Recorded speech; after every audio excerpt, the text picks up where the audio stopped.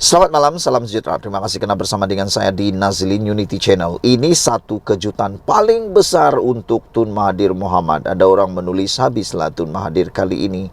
Musnahlah harapan terakhir Mahathir kali ini. Dan ada juga yang mengatakan bahwa Babai Mahathir Mohamad tak akan bangkit semula. Dan macam-macam lah yang mereka tulis. Ini apabila satu tulisan ditulis oleh sabudinhusin.com mengatakan, PN ketepikan proklamasi orang Melayu. Persoalan ini mula timbul apabila kita sudah mula lama tak dengar tentang proklamasi Melayu yang telah dimulakan oleh gerakannya oleh Mahathir Mohamad. Muhyiddin Yassin semalam mengumumkan PN akan bertanding di semua 25 kerusi DUN dan PRN dalam PRN 6 negeri akan datang ini. Kata Muhyiddin, PAS akan bertanding di 126 kerusi, Bersatu 63 kerusi, dan Gerakan 36 kerusi.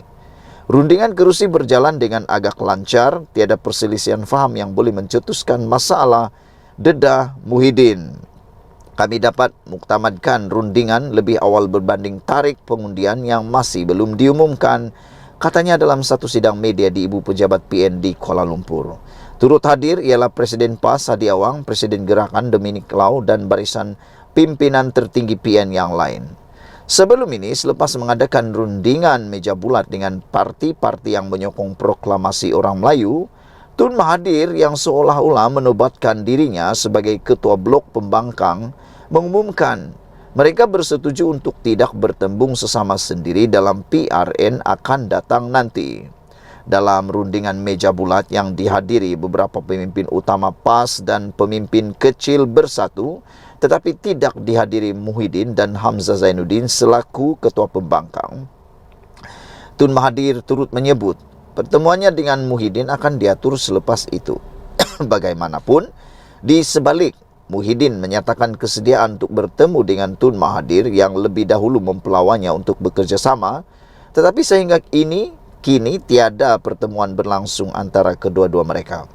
Secara umumnya disedari kebimbangan dalam PN terhadap pertemuan itu ialah Tun Mahathir pastinya akan meminta sejumlah kerusi untuk kelompok yang menyokongnya, termasuk daripada pejuang yang dipimpin anaknya Mukris.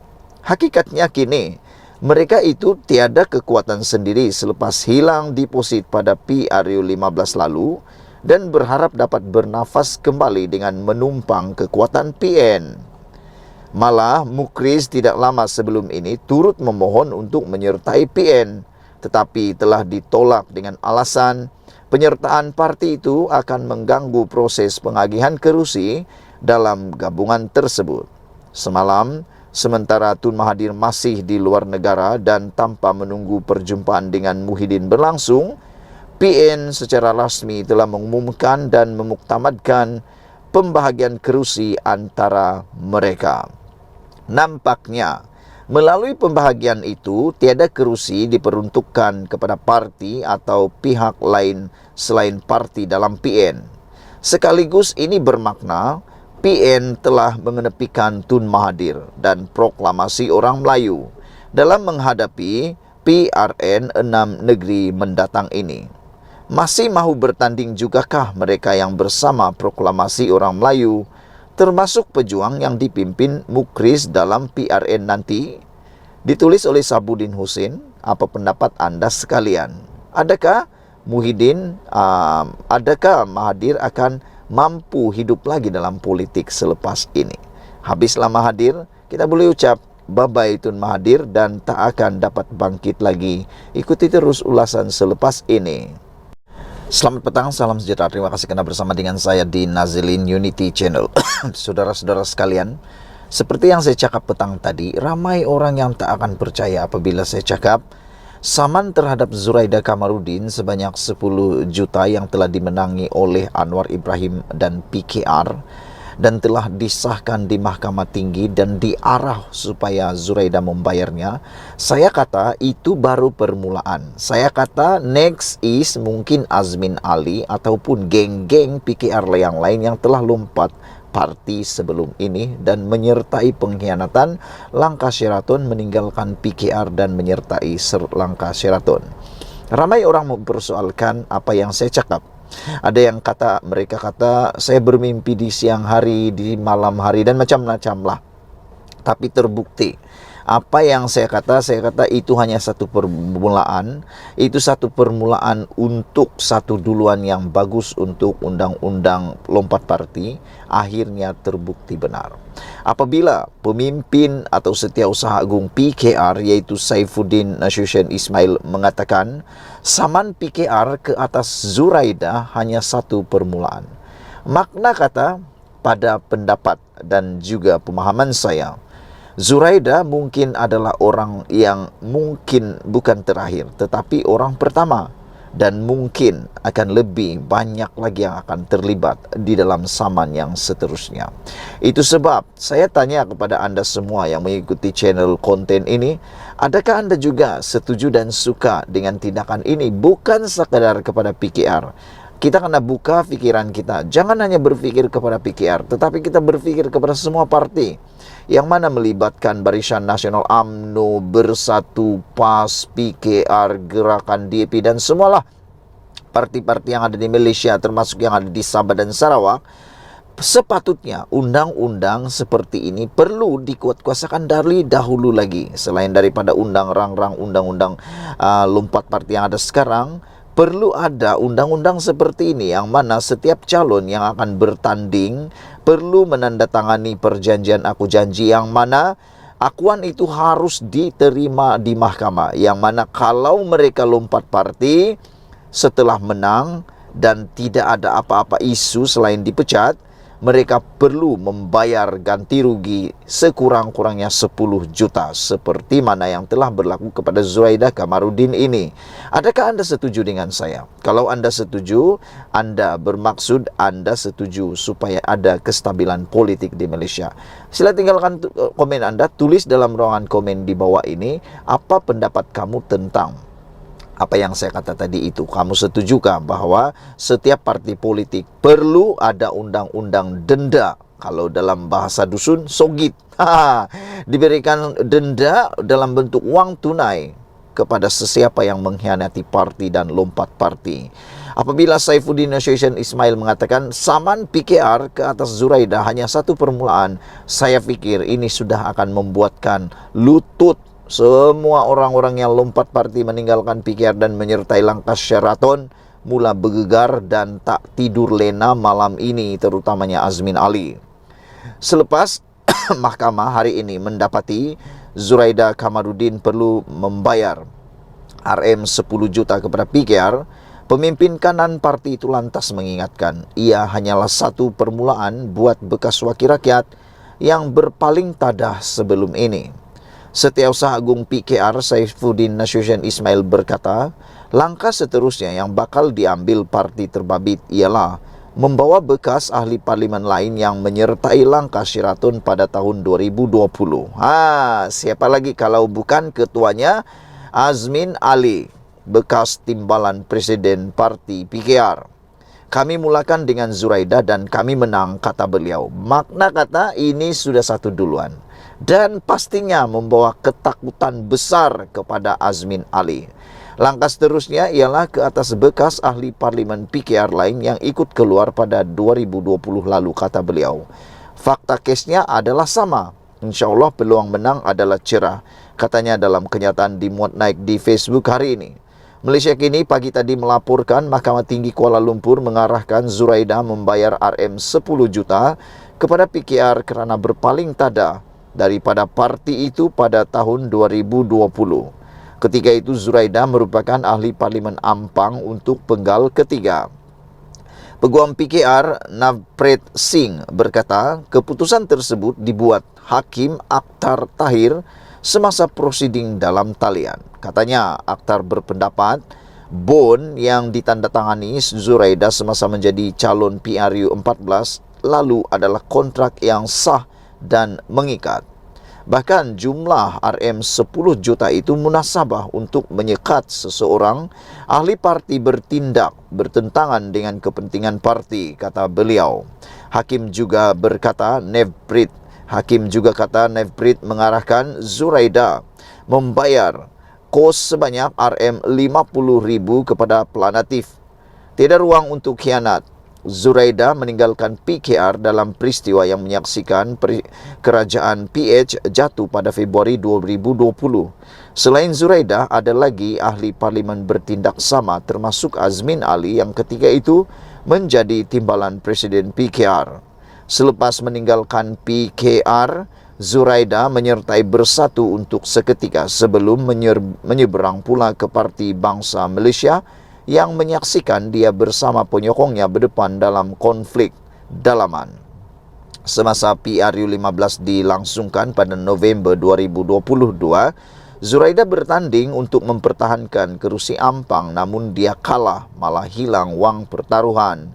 PKR memulakan tindakan sivil ke atas Zuraida pada September 2020. Berdasarkan keputusan mahkamah hari ini, Saifuddin berkata, pengajaran yang boleh diambil oleh semua pihak ialah jangan melakukan khianat kerana kegembiraan yang dialami hanya sementara. Dia yang juga Menteri Dalam Negeri menambah, ketika ini memang ramai bekas penyokong PKR yang sedang memohon untuk menyertai semula parti berkenan, namun ia tidaklah semudah itu. Namun katanya, individu yang mengkhianati parti tidak akan diterima semula. Maaf ya, masuk parti bukan macam bersalin baju, katanya. Selain Zuraida, 10 ahli parlimen yang kini berdepan dengan tindakan sama ialah Azmin Ali, Saifuddin Abdullah, Baru Bian, Kamaruddin Jafar, Mansur Othman, Muhammad Rashid Hasnon, Edmund Santara Kumar Ramanidu, Ali Biju, Willy Monggin dan Jonathan Yassin. Saudara-saudara sekalian, itulah dia keputusan yang paling ditakuti oleh Azmin Ali akhirnya diumumkan oleh Saifuddin. Jumpa lagi, apa pendapat Anda? Jangan lupa tinggalkan komen Anda, tekan butang subscribe. Malaysia kita punya, kita jaga sama-sama, cintai Malaysiaku. Bye-bye. Selamat petang, salam sejahtera. Terima kasih kerana bersama dengan saya di Nazilin Unity Channel. Isu yang hangat pada petang ini ialah melibatkan satu kabar angin yang mengatakan kononnya Rafizi didesak untuk letak jawatan. Siapa yang minta? Ikuti ulasan ini. Tapi sebelum itu, sila tekan butang subscribe dan share video ini serta tinggalkan komen Anda tentang isu yang hangat ini. Apabila kononnya ada satu dakwaan, kononnya mengatakan Rafizi Ramli didesak untuk letak jawatan. Dan yang lebih menggemparkan kita lagi ialah orang kononnya yang mendesak Rafizi ini. Siapa lagi kalau bukan UMNO. Didakwa kononnya UMNO Selangor mendesak Rafizi Ramli untuk meletak jawatan. Namun demikian, ianya telah pun dinafikan oleh UMNO Selangor. Apa sebab ini berlaku? Badan Perhubungan UMNO Selangor mengeluarkan surat atau kenyataan mendesak Menteri Ekonomi Rafizi Ramli melepaskan jawatan beliau. Pada pendapat saya tak setuju untuk Rafizi Ramli didesak letak jawatan. Kerana setakat ini, Rafizi Ramli masih berfungsi dengan baik, dapat memberikan idea untuk membawa kemajuan dan menyelesaikan masalah ekonomi Malaysia. Berbanding dengan orang yang mengkritik beliau, sebenarnya mereka hanya mengkritik, tapi bila ditanya apa cadangan mereka untuk membaiki ekonomi Malaysia, mereka lebih banyak tak tahu daripada banyak tahu. Mengkritik lebih senang daripada melaksanakannya. Ramai orang yang mengejek Rafizi, kononnya mereka kata Rafizi Ramli mempunyai hanya seorang menteri teori. Tapi saya nak tanya, orang yang kata menteri teori itu yang mengecam Rafizi kononnya hanya sekadar menteri teori, saya nak tanya, kamu mengkritik itu ada cadangankah? Dan cadangan Anda yang Anda fikir itu kalau dilaksana berkesankah dalam masa 7 bulan? Kalau dalam masa 7 bulan Anda berada di sana dan terus ada perubahan, Anda memang luar biasa geliga, Anda memang luar biasa hebat, tapi malangnya, belum pernah saya dengar, saya pernah belajar ekonomi di university, belum pernah saya dengar dalam tempo 7 bulan kesan ekonomi dapat dilihat. Lebih-lebih lagi sekarang ini, ekonomi modern ini bukan hanya ditentukan lebih-lebih lagi oleh satu pemimpin, bukan juga ditentukan oleh Malaysia, tetapi ditentukan oleh ekonomi global. Jadi kalau Rafizi baru 7 bulan jadi Menteri Ekonomi, dah nak dikomen, nak disuruh untuk letak jawatan, saya pikir itu tidak sesuai langsung. Karena Rafizi sudah melaksanakan apa yang sepatutnya dan kita ambil masa untuk melihat kejayaannya. Belum pernah ada saya dengar tentang penyelesaian masalah ekonomi ini boleh buat dalam 1 detik. Sedangkan menteri-menteri yang lepas dulu pun 33 bulan. Berpuluh-puluh tahun, berpuluh-puluh bulan pun tiada kesan. Ini kan pula baru 7 bulan kan. Jadi, saya benar-benar tak setuju kalau ada desakan untuk Rafizi meletakkan jawatan beliau. UMNO Selangor dalam kenyataan hari ini memaklumkan surat itu adalah palsu dan fitnah terhadap kepimpinan parti di negeri berkenan menurut laporan bernama. Katanya, UMNO Selangor tidak pernah mengeluarkan surat atau kenyataan mengenai perkara terbabit. Berita palsu seumpama ini mempunyai agenda jahat untuk menjejaskan imej dan reputasi kepimpinan UMNO Selangor serta kerajaan perpaduan dalam menghadapi pilihan raya negeri PRN Selangor akan datang, katanya. Saya setuju dengan apa yang beliau katakan ini. Ialah kita memang faham. Lebih-lebih lagi menjelang pilihan raya negeri PRU memang banyak perkara-perkara yang tersebar, terutamanya perkara-perkara fitnah. Sekarang ini media sosial begitu mudah untuk diakses, begitu mudah untuk disebarkan. Tak payah tunggu sejam, tak payah tunggu 5 menit. 5 saat saja maklumat dah tersebar lebih daripada 10.000 orang. 5 saat saja. 1 kali klik, semua akan lihat. Jadi, perkara-perkara seperti ini memang akan berlaku bukan sekadar kepada parti kerajaan, tetapi juga kepada parti pembangkang, bukan saja kepada PH, UMNO, PKR, tetapi juga ada juga berlaku kepada parti Bersatu, PAS, dan sebagainya. Katanya, Badan Perhubungan UMNO Selangor terus komited mengukuhkan kestabilan politik tanah air dan menyambut baik kerjasama dalam kerajaan perpaduan. Justru akan mengambil tindakan tegas kepada pihak yang tidak bertanggung jawab, kata beliau lagi. Saudara-saudara sekalian, hari ini telah disahkan bahawa DUN Selangor telah pun bubar dengan sahnya. Jadi dengan itu kita akan melalui satu lagi pilihan raya negeri di Selangor. Apabila DUN Selangor telah disahkan bubar hari ini. Dewan Undangan Negeri Selangor bagi penggal ke-14 secara rasminya dibubarkan hari ini sekaligus membuka laluan kepada pilihan raya negeri. Jadi bermula daripada hari ini pasti ada kempen di sana-sini dan yang lebih menarik lagi, pasti akan ada cerita-cerita yang menarik. Tak tahulah itu berita palsu kah, itu fitnah kah, itu benar-benar betul kah, berita kabar angin kah, dakwaan semata-mata kah. Inilah yang akan berlaku dalam pilihan raya. Tak boleh elak. Memang akan ada dakwaan-dakwaan yang luar biasa yang kita tak pernah tahu.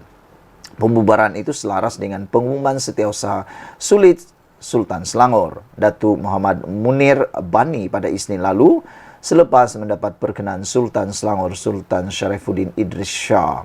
Ini bermakna DUN Selangor yang mempunyai 56 kerusi dibubarkan 2 hari lebih awal berbanding tempoh mandat DUN yang berakhir pada 25 Jun ini. Dengan pembubaran itu, pentadbiran Selangor kini ditakbir kerajaan sementara sehingga kerajaan baru dibentuk selepas PRN nanti. Selangor antara 6 negeri yang akan mengadakan PRN selain Negeri Sembilan, Pulau Pinang, Kedah, Kelantan dan Terengganu. Pada pilihan umum ke-14, Pakatan Harapan mendominasi Selangor apabila menang 51 daripada 56 kerusi, diikuti Barisan Nasional dan PAS masing-masing 4 dan 1 kerusi. Kedudukan terkini kerusi di sebelum DUN dibubarkan ialah PH memiliki 40 kerusi, iaitu PKR 19, DAP 15, Amanah 6, BN 5, Bersatu 4. Parti Bersatu Malaysia PBM 2 manakala PAS Pejuang dan Warisan masing-masing 1 kerusi serta seorang wakil rakyat bebas. Satu lagi kerusi DUN Batang Kali diisytiharkan kosong setelah wakil rakyatnya tidak hadir ke persidangan DUN melebihi 6 bulan. Oh, rupa-rupanya ada satu yang telah pun dikosongkan kerana tidak hadir. Jadi saudara-saudara sekalian, itulah dia jawapan kepada sumber yang mengatakan UMNO desak Rafizi letak jawatan tetapi telah pun dinafikan oleh UMNO Selangor. Sekian dulu untuk kali ini. Jangan lupa tinggalkan komen anda, tekan butang subscribe. Kita jumpa lagi. Bye-bye.